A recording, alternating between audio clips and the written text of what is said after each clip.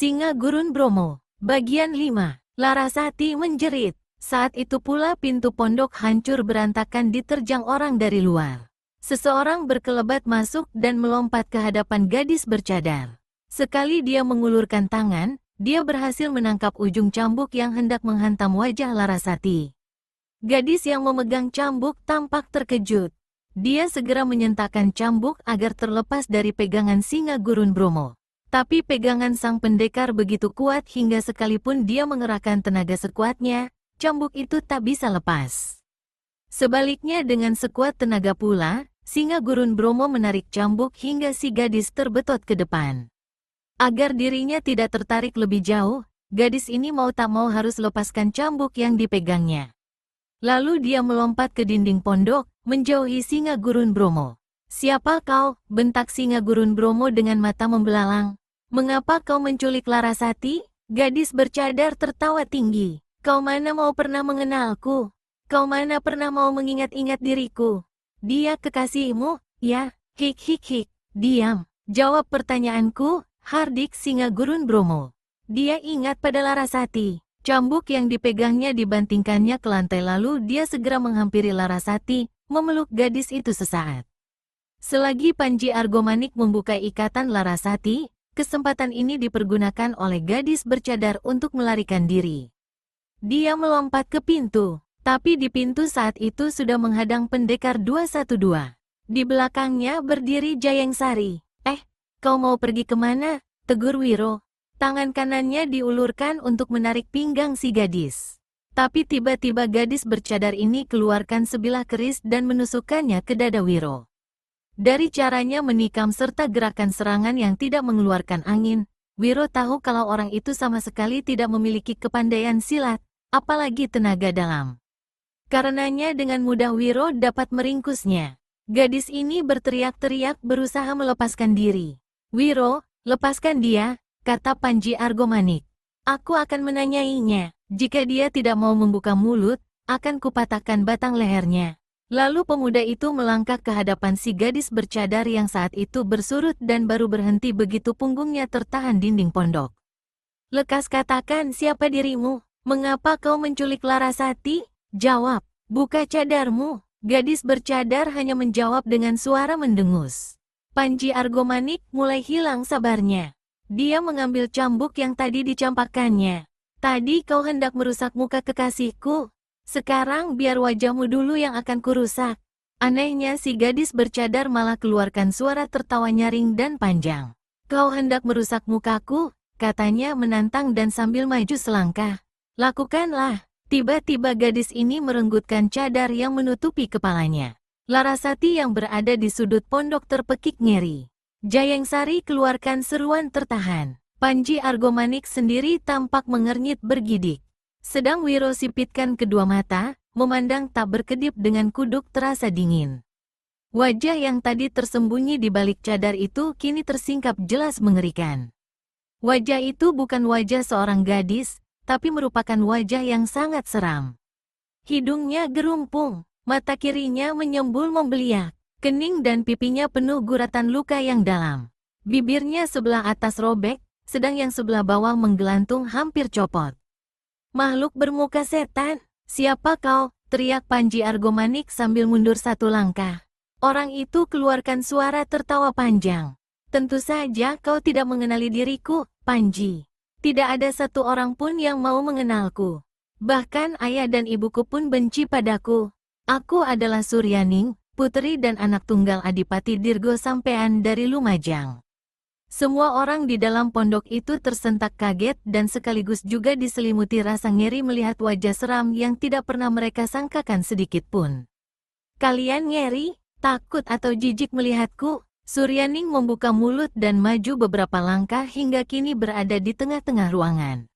Sebaliknya Larasati dan Panji serta Wiro dan Jayengsari justru bergeser ke sudut-sudut pondok. Putri Adipati itu tertawa panjang. "Kalian, seperti juga semua orang, tidak pernah menyangka wajah seorang Putri Adipati seperti wajahku yang kalian lihat saat ini. Nasibku memang malang. Ketika berusia 8 tahun, ayah membawaku ke hutan Jatiroto, ikut berburu. Ketika berkemah, ayah dan para pengawal berlaku lengah. Tiba-tiba ada seekor harimau menyerbu kemah pada saat aku terbaring tidur keletihan. Binatang itu memang berhasil diusir, tapi dia sempat mencakar wajahku hingga jadi rusak begini. Semua orang mengira aku akan mati. Bahkan ayah dan ibuku berharap aku mati saja. Ternyata aku bertahan hidup, tapi selama bertahun-tahun mereka menyembunyikan diriku. Mereka mengurungku di sebuah kamar. Hanya karena kebaikan para pengawal yang merasa iba terhadapku, aku bisa menyelinap keluar pada malam hari. Setiap kesempatan ada, ku pergunakan untuk mendekati rumah kediamanmu, Panji. Ketika kau menjadi buronan dan menghilang selama 6 tahun, aku seperti mau mati rasanya. Semua orang yang ada di tempat itu jadi terdiam mendengar penuturan Suryaning itu. Dengar, kata Panji Argomanik dengan suara gemetar. Siapapun kau adanya, mengapa kau menculik Larasati? Mengapa kau menganiaya dan hendak merusak wajahnya? Karena kau iri? Karena parasnya cantik dan wajahmu seburuk setan? Dari mulut Suryaning keluar suara menggembol.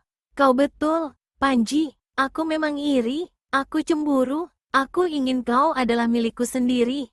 Aku tidak ingin dia merampasmu dari tanganku.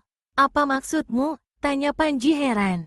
Aku sudah lama mencintaimu, Panji. Tapi kau tak pernah membalasnya. Tidak secara nyata, juga tidak dalam mimpi. Panji berpaling pada Larasati, lalu menoleh pada Wiro dan Jayangsari. Gadis ini pasti tidak waras. Bertemu pun sebelumnya aku tidak pernah. Memang, Panji, kita memang tidak pernah bertemu. Kau tak pernah melihatku, tapi aku sering melihatmu. Hampir setiap malam aku memimpikanmu.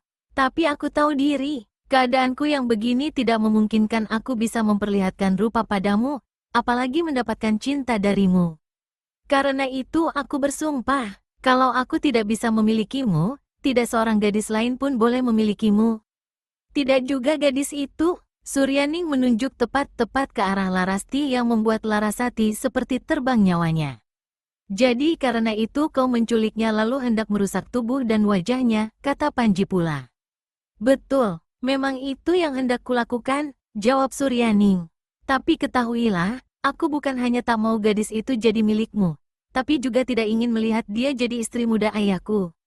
Terkejutlah semua orang yang ada di situ.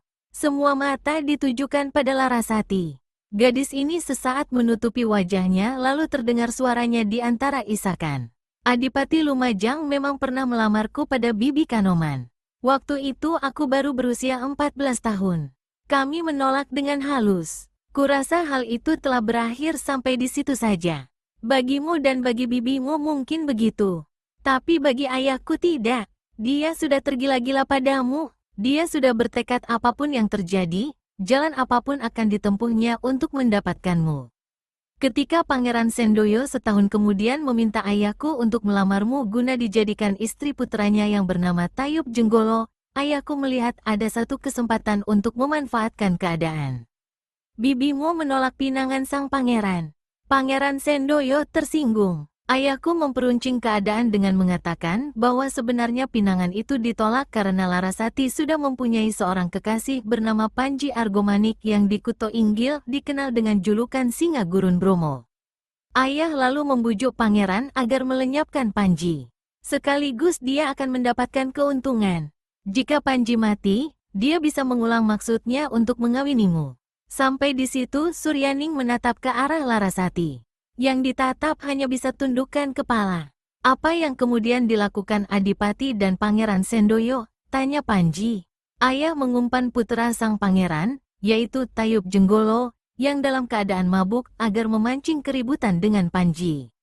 Ayah sengaja membayar 3 orang pemuda kawan-kawan Tayub berpura-pura mabuk lalu mencegat Panji di satu tempat. Begitu mereka berkelahi, ketiga pemuda itu melarikan diri. Lalu sewaktu Tayub tergeletak di tengah jalan, seorang penjahat yang dibayar ayahku menusuk putra pangeran itu sampai mati. Mayatnya ditinggalkan di tengah jalan. Pelipis Panji Argomanik tampak bergerak-gerak. Rahangnya menggembung. Tayub ditemukan dengan pisau milikku menancap di tubuhnya. Kau tahu bagaimana pisau itu berada di tangan Tayub yang kemudian dijadikan senjata pembunuhnya dan dijadikan bukti bahwa akulah yang telah menghabisi putra pangeran itu.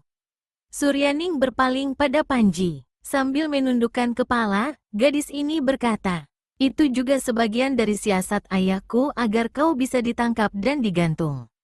Pisau itu disuruhnya curi ketika kau tidak ada di rumah. Manusia keji," rutuk Panji sambil kepalkan tinju. "Siapa yang melakukan pencurian itu? Kau tahu juga siapa yang sebenarnya membunuh Tayub Jenggolo? Orangnya sama. Aku sudah dapat memastikan siapa orangnya," memotong Jayeng Sari. "Pasti Daruka." Suryaning menoleh pada Puteri Warok Keling itu lalu menganggukkan kepalanya. "Kau tahu siapa yang membakar rumah dan membunuh Bibi Kanoman?" tanya Larasati. "Daruka juga, adipati yang menyuruh dengan bayaran tinggi." Daruka kemudian membawa beberapa orang penjahat dari barat. "Maksud semula adalah untuk menculikmu. Ketika Daruka dan para penjahat itu tidak menemukan dirimu, mereka membakar rumahmu dan membunuh Bibi Kanoman. Kemudian Daruka juga." Belum sempat Suryaning melanjutkan ucapannya, tiba-tiba di luar pondok terdengar suara orang membentak. "Anak tak tahu diri, apa yang telah kau ceritakan pada manusia-manusia keparat itu?" Para setan Suryaning tampak tercekat. "Ayahku," desisnya. Lalu di atas atap ada nyala terang. "Mereka membakar pondok," teriak Jayeng Sari. Semua orang lari berserabutan ke arah pintu. Tapi pendekar 212 cepat menghalangi. "Jangan lari lewat pintu depan. Ikuti aku," teriak Wiro. Murid Eyang Sinto Gendeng melompat ke bagian belakang pondok. Dengan pukulan sakti kunyuk melempar buah, dia menghantam dinding belakang pondok hingga hancur berantakan. Lewat dinding yang porak-poranda itu, semua orang lalu menghambur keluar pondok.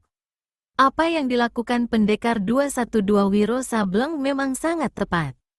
Jika seandainya mereka keluar lewat satu-satunya pintu, maka tubuh mereka akan disambut oleh panah-panah beracun yang sudah disiapkan oleh Daruka dan 8 orang kawan-kawan. Jilid 12. Kelima orang itu bersembunyi di balik semak belukar lebat. Dalam waktu singkat sebagian dari pondok kayu sudah musnah dimakan api. Beberapa orang penunggang kuda mengitari pondok yang terbakar. Mereka adalah penjahat-penjahat dari barat yang dibawa serta oleh Daruka untuk membantunya. Saat itu mereka tidak lagi mengenakan kain penutup muka. Daruka sendiri kelihatan di seberang sana bersama Adipati Dirgo dan beberapa orang anak buahnya serta sekelompok prajurit kadipaten. Dalam gelap mereka juga melihat 2 orang di bawah sebatang pohon. Wiro segera mengenali keduanya dan berbisik pada Panji. Kunto Areng dan Jalak Toga ada di antara mereka. Seorang anak buah Daruka memberitahu bahwa di dalam pondok tidak kelihatan satu orang pun. "Mereka pasti bersembunyi di sekitar sini. Mereka tidak bisa lari. Kuda-kuda mereka sudah kita preteli." Yang bicara adalah Adipati Dirgo sampean. "Pimpin anak buahmu melakukan pencarian. Ingat tak ada satu orang pun yang boleh lolos. Bunuh mereka semua, termasuk anakku." "Orang tua bangsat," terdengar Suryaning memaki dalam gelap. Lalu dia bergerak. Wiro cepat memegang tangannya. "Kau mau kemana?" tanya Wiro. "Aku ingin membunuh ayahku dengan tanganku sendiri," jawab Suryaning. "Betapapun kesalahan ayahmu, dia tetap orang tuamu. Jangan jadi anak durhaka. Ayahmu serahkan pada kami." Suryaning jadi terdiam. Tapi dari kedua matanya yang cacat, samar-samar tampak melelehkan air mata. Saat itu Daruka dan 3 orang anak buahnya lewat di depan mereka, memandang kian kemari. Terangnya nyala api yang membakar pondok kayu memaksa Wiro dan 4 orang lainnya itu menjauh dan mencari tempat terlindung yang lebih gelap. "Itu pasti Daruka," desis Singa Gurun Bromo. "Aku ingin mengorek jantungnya saat ini juga." "Tidak bisa, dia bagianku. Dia harus menerima hukuman dari ayah. Saat ini aku yang mewakili ayahku Warok Keling," kata Jayeng Sari. Kedua orang itu sama-sama berdiri lalu sama-sama saling pandang. Sesaat wajah si gadis tampak merengut. Lalu sekali tubuhnya berkelebat dia sudah menghambur dari balik semak belukar. Daruka terkejut ketika melihat ada seseorang tiba-tiba berkelebat dari tempat gelap dan berusaha membetot tali kekang kuda. Dia lebih terkejut lagi ketika mengenali bahwa orang itu ternyata seorang gadis dan bukan lain adalah Jayeng Sari, putri pimpinannya. "Kau terkejut melihatku, Daruka?" seringai Jayeng Sari. Saat itu Singa Gurun Bromo sudah melompat pula ke depan Daruka. Melihat munculnya sang pendekar, mau tak mau Daruka jadi bergeming juga nyalinya. Dia berteriak, "Adipati, mereka di sini!" Lalu pada 3 orang anak buahnya dia memerintahkan, "Cincang orang berikat kepala merah ini. Aku ingin menyelesaikan urusan lebih dulu dengan gadis ini." 3 orang lelaki berbadan tegap dengan bersenjatakan golok segera menggerakkan kuda masing-masing menyerbu singa gurun Bromo. 3 golok menderu dalam gelapnya malam. Singa gurun Bromo yang sudah sampai di puncak amarahnya tidak tinggal diam. Jotosannya menghantam kepala kuda di sebelah kanan. Binatang ini meringkik kesakitan dan melemparkan penunggangnya hingga jatuh terbanting ke tanah.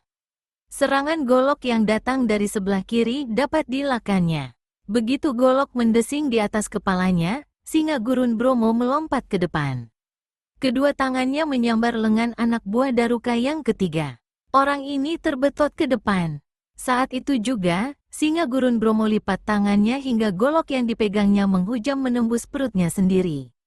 "Jayeng Sari, bagaimana kau bisa berada di sini?" tanya Daruka. "Kau tak layak bertanya. Kau tahu kau sudah membuat banyak kesalahan. Warok Keling menugaskanku untuk membawa kepalamu ke hadapannya. Kau anak yang baik, tapi aku yakin kau bisa jadi kekasih atau istri yang baik." "Bangsat, apa maksud mulut kotormu?" hardik Jayeng Sari. "Dengar, gadis cantik, aku sudah lama diam-diam menyukaimu. Bagaimana kalau saat ini kau bergabung bersamaku? Kalau urusan sudah selesai, kau ikut aku. Kita bisa hidup sebagai sepasang kekasih." Paras Jayeng Sari kelihatan merah gelap. "Bagus, ku terima usulmu. Aku bersedia bergabung, tapi terima dulu ini." Sebagai anak Warok Keling, Jayeng Sari memang telah mendapat gemblengan berbagai ilmu langsung oleh ayahnya sendiri. Dibanding dengan Daruka, kepandaiannya lebih tinggi 2 tingkat. Karenanya sewaktu gadis ini melancarkan satu jotosan keras ke pinggangnya, Daruka cepat mengelak selamatkan diri. Walaupun saat itu dia memegang sebilah golok, namun rasa sukanya terhadap Jayeng Sari membuat Daruka tidak tega untuk mengirimkan bacokan. Dengan tumit kirinya dia coba menendang bahu Jayeng Sari. Justru inilah kesalahan besar yang akan merenggut nyawanya. Sambil membungkuk, Jayeng Sari berhasil menangkap pergelangan kaki Daruka lalu ditariknya kuat-kuat ke bawah hingga Daruka yang bertubuh tinggi besar itu jatuh dari punggung kudanya. Belum lagi dia sampai di tanah, jotosan tangan kiri Jayeng Sari melabrak perutnya. Daruka mengeluarkan suara seperti mau muntah. Selagi dia tegak terhuyung-huyung sambil pegangi perutnya, dari samping kiri, singa gurun Bromo yang baru saja menghajar 3 orang pengeroyoknya ayunkan tinju menghantam batok kepalanya. Praak! Batok kepala Daruka rengkah. Tubuhnya terhempas ke tanah, menggeliat beberapa kali lalu diam tak berkutik lagi. Beberapa orang berkuda menghambur datang ke tempat itu. Di depan sekali adalah Adipati Lumajang Dirgo Sampean. Di belakangnya 6 penunggang kuda, 3 diantaranya adalah anak buah Daruka, 3 lainnya prajurit kadipaten. Keenam orang ini merentang busur menarik panah beracun yang ditujukan tepat-tepat pada Jayeng Sari dan singa gurun Bromo. "Jika kalian ingin segera mampus, silakan bergerak." "Anak-anak panah itu beracun, Adipati keparat. Kau kira aku takut mati?" teriak singa gurun Bromo. Adipati Dirgo Sampean menyeringai. Dia berpaling pada Jayeng Sari lalu tersenyum lebar. "Bukan main, Puteri Warok Keling ternyata berkomplot dengan manusia buronan ini. Rezekiku besar sekali malam ini. Mendapatkan buronan pembunuh putra Pangeran Sendoyo, sekaligus mendapatkan putri Raja Diraja kepala rampok." Adipati berpaling ke belakang. "Bunuh pemuda ini sekarang juga. Gadis ini tangkap hidup-hidup." 3 orang anak buah Daruka yang merentang busur serta-merta menarik anak-anak panah lebih ke belakang dan siap melepaskan ke arah singa gurun Bromo.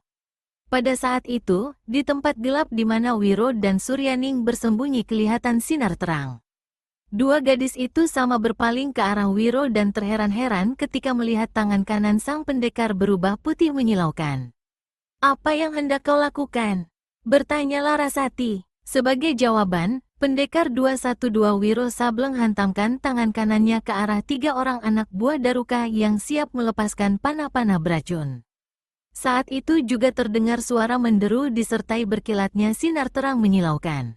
Hawa panas menghampar di tempat itu. Kuda-kuda yang ada di tempat itu meringkik keras. Adipati Dirgo Sampean berteriak keras lalu melompat turun dari atas kudanya.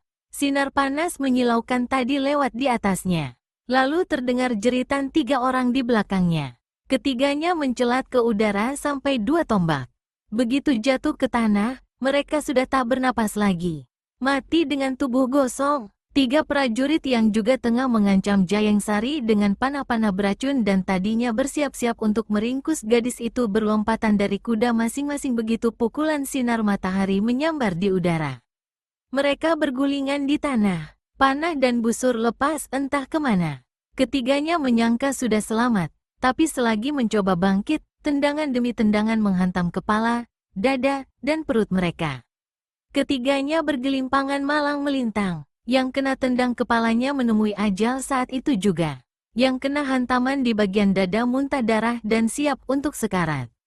Satunya lagi terkapar mengerang dengan perut pecah. Gadis iblis, tak dapat menggantung ayahmu, kau juga sudah cukup pantas. 2 penunggang kuda muncul di tempat itu. Mereka adalah Kunto Areng dan yang berteriak adalah Jalak Toga. Keduanya bukan lain adalah perwira-perwira kerajaan kaki tangan Adipati Dirgo Sampean.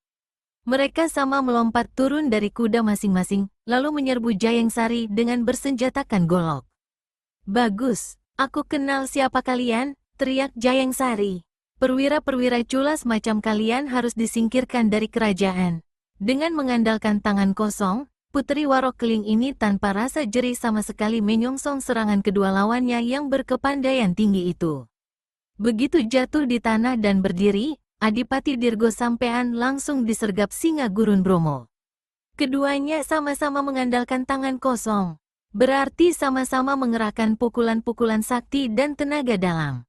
Dengan kepandaiannya yang masih rendah 6 tahun lalu, singa gurun Bromo berhasil melarikan diri dari tempat sang Adipati menyekapnya. Kini setelah digembleng lagi selama 6 tahun, tingkat kepandaian singa gurun Bromo tentu saja semakin tinggi dibandingkan dengan yang dimiliki oleh Dirgo Sampean. Karenanya dalam waktu singkat Adipati itu segera terdesak hebat. Beberapa pukulan singa gurun Bromo berhasil mendarat di tubuhnya. Satu mampir di pinggiran matanya sebelah kiri hingga robek dan mengucurkan darah. Dengan menggertakkan rahang menahan sakit, Adipati Dirgo Sampean kerahkan tenaga dalamnya ke tangan kanan. Asap hitam aneh tiba-tiba menggebubu dari telapaknya disertai hawa busuk bukan main. Awas asap beracun, satu teriakan perempuan keluar dari tempat gelap. Panji Argomanik cepat tutup jalan pernafasannya. Kalau saja bukan karena teriakan tadi, mungkin sang Adipati akan meneruskan serangan asap beracunnya yang bisa mencelakakan singa gurun Bromo. Namun dia terkejut sekali ketika mengenali suara yang berteriak tadi adalah suara puterinya sendiri. Di samping terkejut dia juga jadi sangat marah. Serta-merta dia melompat ke balik semak belukar dari mana datangnya teriakan tadi. Kalian berdua lengkap sudah berada di sini, kata Adipati Dirgo Sampean sambil memandang melotot pada puterinya dan Larasati. Bertiga dengan aku, kata Wiro seraya melompat bangkit dan kirimkan satu jotosan ke arah perut sang Adipati. Karena masih mempelototi anaknya dan gadis yang digilainya itu ketika serangan datang, Adipati Dirgo seperti tak acuh, hanya menepis dengan tangan kirinya. Tapi begitu lengan dengan lengan beradu, menjeritlah Adipati ini. Tulang lengannya serasa patah. Selagi dia kesakitan setengah mati seperti ini, puterinya berseru, "Ayah, sebaiknya kau menyerah saja. Itu lebih baik bagimu, anak setan, kau berkomplot dengan keparat-keparat ini." Tadinya masih ada sedikit rasa kasihan dalam diri Suryaning terhadap ayahnya. Tetapi setelah dimaki begitu rupa, gadis bermuka cacat dan seram ini jadi mendidih amarahnya. "Kau keparat, kau yang berkomplot dengan para penjahat untuk mendapatkan gadis itu dan membunuh Janar Gandewo. Membunuh Bibi Kanoman, anak sundal. Seharusnya dulu kubiarkan kau mati di rimba belantara itu." Suryaning menjawab tak kalah sengitnya. "Kau menyesal punya anak seburukku. Aku juga menyesal punya ayah sejahatmu." Adipati Dirgo tak dapat lagi menahan amarahnya. Dia melompat ke hadapan putrinya itu sambil menghantamkan tangan kanannya ke muka Suryaning. Namun jotosannya itu tidak sampai di sasaran karena saat itu pendekar 212 telah lebih dulu menggebuknya dengan pukulan tangan kiri ke arah dadanya. Selagi Adipati ini melintir kesakitan, singa gurun Bromo yang tadi hampir celaka oleh semburan asap hitamnya melompat dari samping. Dengan kedua tangannya dia hendak mematahkan leher Adipati Dirgo. Begitu bernafsunya pendekar ini untuk dapat menghabisi musuh besarnya saat itu juga, dia tidak lagi memperhatikan keadaan sekelilingnya. Saat itu Jalak Toga dan Kunto Areng berhasil mendesak Jayeng Sari ke dekat sebuah pohon besar. Tanpa sengaja Jalak Toga melihat singa gurun Bromo tengah berlari untuk menerkam Adipati Dirgo sampean tanpa memperhatikan lagi keadaan sekeliling ataupun dirinya sendiri. Jalak Toga tidak menyia-nyiakan kesempatan ini. Golok di tangannya dilemparkannya ke arah singa gurun Bromo. "Panji, awas!" Terdengar suara orang berteriak. Orangnya bukan lain adalah Suryaning, puteri sang Adipati. Kesempatan bagi singa gurun Bromo untuk mengelak hampir tidak ada. Wiro sendiri terhalang oleh tubuh Adipati Dirgo. Dalam saat yang sangat menentukan itu, tanpa pikir panjang, Suryaning melompat ke hadapan singa gurun Bromo, merangkul tubuh pemuda ini. Kejap itu pula, golok yang dilemparkan Jalak Toga sampai. Senjata yang seharusnya menancap di pangkal leher Panji Argomanik itu kini menancap di punggung kiri Suryaning, terus tembus sampai ke jantungnya. Dari mulut gadis malang ini hanya keluar satu keluhan pendek. Napasnya putus dalam keadaan masih memeluk pendekar yang diam-diam sangat dicintainya itu. Adipati Dirgo sampean berteriak setinggi langit. Betapapun bencinya dia pada Suryaning, namun kematian anak darah dagingnya sendiri di depan mata begitu rupa sangat mengguncang dirinya. Dia meraung dan memegang tubuh anaknya yang perlahan-lahan merosot jatuh dari tubuh Panji yang dirangkulnya. Dengan tubuh bergetar, Adipati Dirgo perlahan-lahan membaringkan jenazah anak tunggalnya itu di tanah. Sesaat dia seperti hendak menangis. Tetapi yang keluar dari mulutnya adalah satu raungan dahsyat. Kedua matanya tampak tiba-tiba berubah merah. Dia memandang pada Panji Argomanik. Bangsat, kertaknya. Seperti seekor harimau, tubuhnya melompat ke hadapan Panji. Singa gurun Bromo menyongsong dengan menghantamkan kedua tangannya. Bukek, bukek. Tinju kiri kanan singa gurun Bromo mendarat di dada sang Adipati. Tak ampun lagi tubuhnya terjengkang jatuh. Dari mulutnya keluar darah segar. Seharusnya pukulan itu bisa membuatnya mati paling tidak pingsan. Namun dengan segala tenaga yang ada, Adipati Lumajang ini bangkit berdiri kembali dengan terhuyung-huyung. Singa gurun Bromo siap menghantamkan tinjunya sekali lagi. Namun saat itu tiba-tiba muncul dua orang penunggang kuda disertai serombongan pasukan dari Kutaraja. Orang di sebelah kiri berteriak keras. "Atas nama kerajaan hentikan perkelahian. Singa gurun Bromo batalkan serangannya." Adipati Dirgo tertegun lemas. Pendekar 212 Wiro Sableng yang hendak melabrak Jalak Toga juga hentikan gerakannya. Hanya Kunto Areng yang sepertinya tidak mau peduli. Saat itu perwira ini tengah mendesak Jayeng Sari habis-habisan dan siap untuk mengirimkan satu bacokan maut. Dia sama sekali tidak mau menghentikan serangannya. Sebaliknya Jayeng Sari hanya bisa tertegun diam seperti tidak menyadari kalau kematian mengancam dirinya. Melihat hal ini, Wiro dengan kecepatan luar biasa angkat tubuh Jalak Toga lalu dilemparkannya ke arah Kunto Areng, tepat pada saat Kunto Areng tengah membacokkan goloknya. Tak ampun lagi golok yang seharusnya bersarang di kepala Jayeng Sari itu kini menghantam rusuk kiri Jalak Toga. Perwira tinggi ini menjerit setinggi langit. Tubuhnya terhempas ke tanah. Darah membasahi pakaiannya. Tapi nyawanya masih tertolong karena hanya bagian luar tubuhnya saja yang terluka ditambah dua tulang iga terbabat putus. Kunto Areng yang seperti tak percaya dengan apa yang terjadi untuk sesaat lamanya tertegun terkesiap. Tubuhnya mendadak terasa lemas lalu akhirnya jatuh terduduk di tanah. "Hentikan perkelahian," terdengar suara teriakan seperti tadi sekali lagi. Semua mata dipalingkan. Dua penunggang kuda yang barusan muncul ternyata adalah tokoh silat istana, yaitu Ki Bumi Wirasulo dan Mangku Sanggreng. Keduanya memandang berkeliling dan pandangan mereka terhenti ketika melihat pendekar 212. "Mangku, kunyuk gondrong itu ternyata ada di sini. Bagaimana pendapatmu?" Isi surat Sri Baginda tidak menyebut-nyebut namanya. Lagi pula kita sudah mengetahui dia bukan singa gurun Bromo yang sebenarnya, jawab Mangku Sanggreng. Lekas kau bacakan saja surat Sri Baginda. Ki Bumi Wirasulo lalu merentangkan gulungan surat yang dibawanya. Dengan suara keras dia membaca. Atas nama kerajaan dan keadilan, Sri Baginda memerintahkan untuk menangkap Adipati Lumajang Dirgo Sampean. Yang bersangkutan terbukti menjadi perencana keji sehingga terbunuhnya Tayub Jenggolo, putra Pangeran Sendoyo. Dua orang perwira kerajaan masing-masing Kunto Areng dan Jalak Toga juga dinyatakan ditangkap karena terbukti berkomplot membantu Adipati Lumajang. Kepada pemuda yang bernama Panji Argomanik dikenal dengan gelaran Singa Gurun Bromo dinyatakan bebas dari segala tuduhan dan kesalahan. Tertanda, Sri Baginda. Ki Bumi Wirasulo menggulung surat itu kembali. Jalak Toga yang ketika surat Sri Baginda dibacakan menguatkan diri untuk dapat bangun. Tapi begitu mendengar isi surat, langsung rebah kembali dan pingsan. Adipati Dirgo Sampean tampaknya pasrah saja karena dia tidak bergerak sedikit pun dan hanya bisa memandang kuyu pada Panji Argomanik yang berdiri di depannya. Lain halnya dengan Kunto Areng.